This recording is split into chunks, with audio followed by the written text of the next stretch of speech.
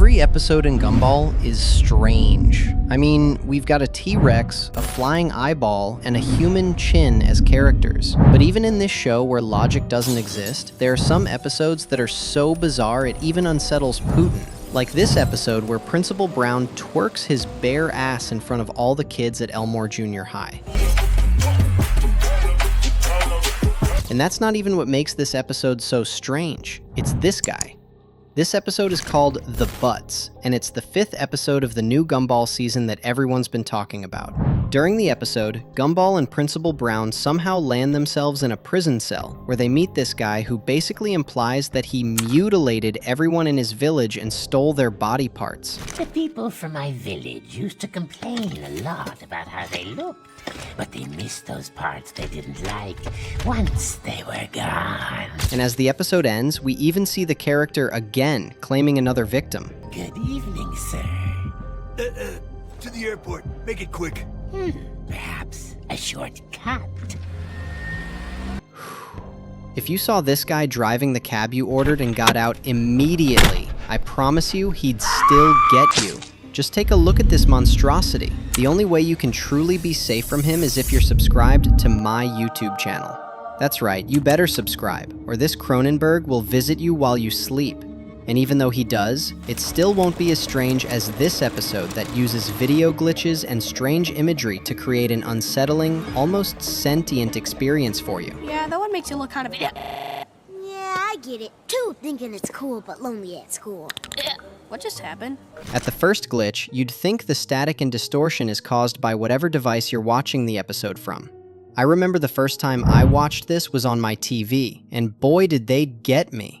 I thought my TV was glitching out. I even remember slapping my remote control. And this just goes on throughout the episode, and it becomes the entire premise of the episode. It gets stranger when it escalates into jump scares. You just start to get the feeling that this episode doesn't want you to watch it, which makes everything it's leading up to kind of unsettling.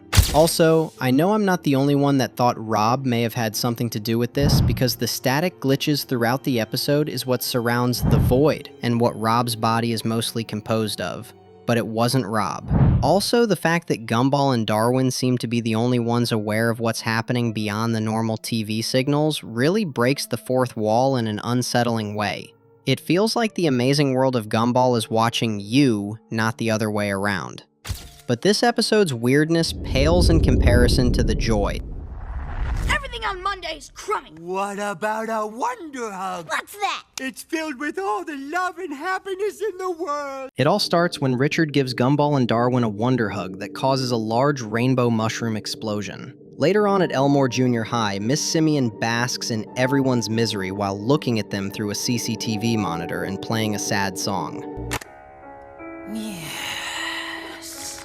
Soon she notices Gumball and Darwin being unusually happy, seeing as it is Monday, so she decides to investigate why. While she is observing them in the classroom, she sees Gumball laugh hysterically and cough up rainbow liquid.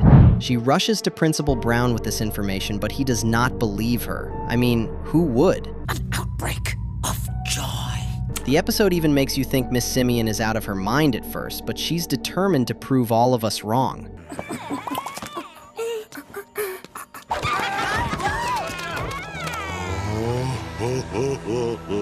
Yep, it's a virus, a joy virus, and it spreads across the entire school until it eventually gets to Miss Simeon. The major reason I found this genuinely strange was the way they likened the expression of joy to zombies. We get rainbow liquid instead of blood, and instead of zombies, we get this. Even though it isn't super scary like The Nun or It does have a creepier feel overall in comparison to most Gumball episodes. But even creepier is The Void. This episode actually ranks as my top 6th most loved Gumball episode, but even with that fact, I can't deny that it is a strange one. It begins with Gumball and Darwin suspecting that something important is missing from the girls' cheerleading squad. Mr. Smalls then appears and confirms their suspicions by mentioning he lost his van named Janice and was only able to remember due to wearing a tinfoil hat, which leads Gumball and Darwin to believe someone from their town was missing. Then they start noticing strange signs, like a missing locker in their school and even ghostly outlines of a person in old photos. That's not all. Gumball and Darwin even try to get the rest of the school to remember who this mysterious person was, but nobody could. Mr. Small then gives them a tinfoil hat and helps them find a photo which actually showed the missing person. Turns out to be Molly. Oh yeah, that's Molly. We were definitely friends. How could we not remember? And her treehouse. Soon enough, this trio starts to notice a line throughout the world and spots Molly's existence was cut from, which when opened gives us the first glimpse into the void. This is a dimension where discarded items and people like the missing Molly go. All memory of everything and everyone in this realm are erased from reality. Even time stands still. We're so worried. When we finally remembered you. After a year. What do you mean worried? I saw you yesterday. It gets really strange when you realize that this realm exists between the amazing world of Gumball and our world. That's right. Beyond the humor is the jarring truth that Gumball's world is not just animated, but edited. Coming right up is the weirdo. And from the name of this episode, you can already tell it is a strange one. And why wouldn't it be when it centers around a human chin with googly eyes? The episode begins with Saucy happily distributing her odd gifts to her classmates in the cafeteria. Soon enough, she approaches Gumball and Darwin and hands them their gifts. Some mayonnaise for Gumball, and a poisonous spider for Darwin. When the lunch period is over, we see the other students throw away the presents Saucy gave them. Sassy presents? Let's be honest, who would want to be given such items as gifts in the first place? The crazy part is that Saucy is more self-aware of her strange actions than she lets on. That's right, she knows she's weird, and it's because of her eyes. Just put them on. Why? So you can see what Sassy sees. You see, this episode becomes quite unsettling when we get to see the world through Saucy's eyes. It looks like this.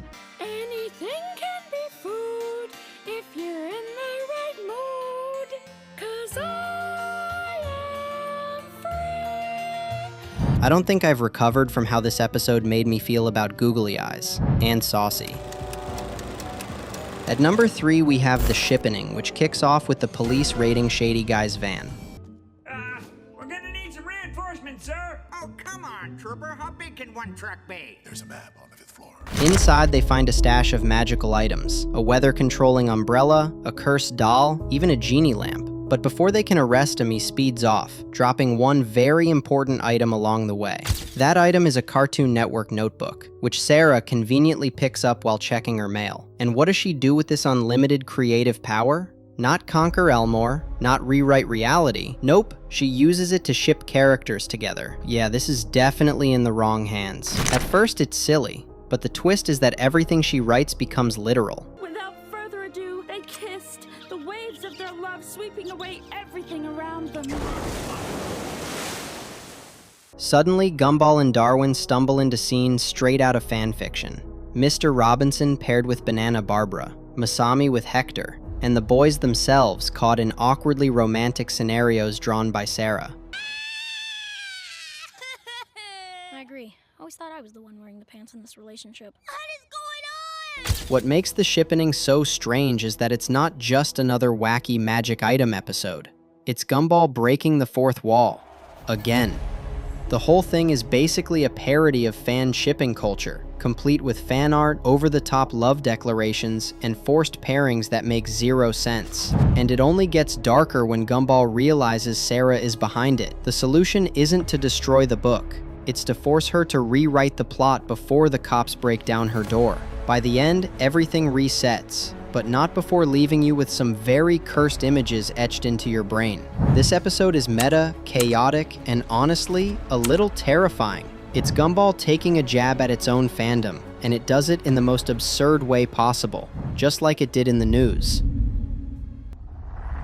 It all starts like a normal day in Elmore, with Gumball and Darwin sitting down to watch the news. But instead of the usual anchor, we get a literal paper cutout guy delivering headlines. Good evening, I'm Clip Schlevesinger, and this is Elmore News. From this moment, you know this is going to be one of those episodes. The stories themselves are totally ordinary for Elmore, but absolutely insane anywhere else. Each segment is basically a gag in itself, strung together without much of a plot. At one point, the episode even makes fun of itself for being a filler episode, dragging out 2 full minutes of airtime with nothing but sport, sport. What makes the news so bizarre is that it feels less like an episode and more like a collage of experimental comedy bits. Watching it feels like flipping through a bunch of random channels during an acid trip, and that's kind of the charm. This is Gumball at its most absurd, an episode that doesn't just break the rules of storytelling, but openly laughs at the idea of having rules in the first place. And that's also what it did in the world. You see, this one is all over the place. Like seriously, there's no real plot here. Instead, the episode takes us through a bunch of surreal interactions between the background characters of Elmore. It starts off with a full-on musical number where every irrelevant character you usually see standing in the back suddenly gets the spotlight. And yeah, the song is actually kind of a banger. We do all of this and more 'cause we're the amazing world of Elmore. From there, the weirdness only cranks up. The moon bothering the sun, a light switch pulling pranks on a light bulb, bacteria multiplying just because, and dozens of other random bits that feel more like internet skits than a structured story. I don't like this, man. Something doesn't feel right. Just remember your training and stay calm. We'll be fine as long as the captain is with us. And even though it does feel like a filler episode, you have to give Gumball credit for being bold enough to experiment with formats like this. Not many shows would dedicate a whole episode to pure randomness. That's the kind of creative risk-taking that makes this the amazing world of Gumball. Honorable mention of episodes that didn't make it on the list are The Night, The Tape, The Assistant, The Puppets, The Cringe, The Slap, The Hug, and yeah, every other Gumball episode.